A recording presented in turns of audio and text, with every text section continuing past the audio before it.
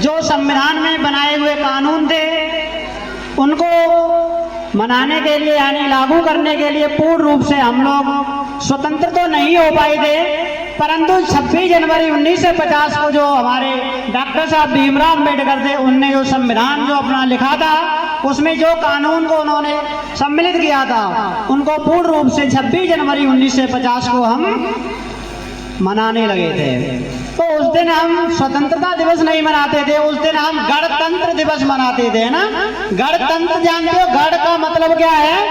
जो हमारे राज्यों का एक संघ था, तो उसको मनाने के लिए हमें एक स्वतंत्रता दिवस नहीं गणतंत्र दिवस दिया गया था 26 जनवरी 1950 को।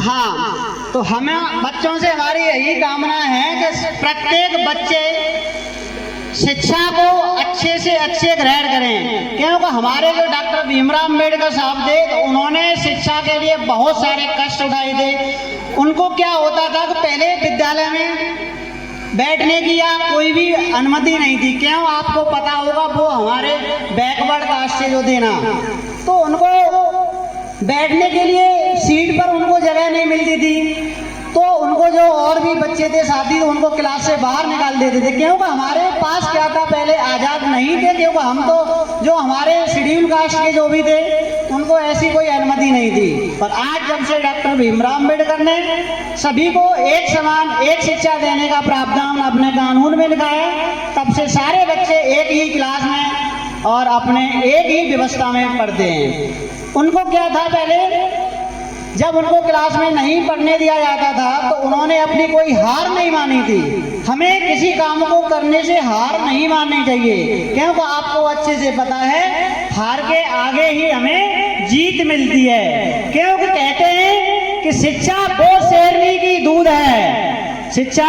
वो शेरनी का दूध है, जो पीता है वही धारता है, जो पीता है वही धारता है। तो उन्होंने भी इतना कुछ सिखा दिया, फिर भी हम कमजोर नहीं होंगे, क्योंकि हमें पता है हमारे पास अब तो बहुत सारे लॉ हैं, क्योंकि हमारा जो कॉन्स्टिट्यूशन है उसमें बहुत सारे लॉ बना दिए गए। तो हमें सारे नियमों को ध्यान में रखते हुए किसी काम को करने से हार नहीं माननी है। और आपके इस क्षेत्र में हमारे जो प्रिंसिपल साहब SS पब्लिक स्कूल नौशहरा, तो इन्होंने बहुत ही अच्छा संघर्ष किया है। मैंने देखा है आपके विद्यालय में बहुत सारे स्टैंड है, बच्चों की बहुत ज़्यादा है, क्योंकि यहाँ पर हमारे यहाँ बहुत अच्छे स्टाफ हैं। उन अनुभवी स्टाफ के द्वारा यहाँ पर उचित शिक्षा दी जा रही है। Thank you. एक बार भारत माता की।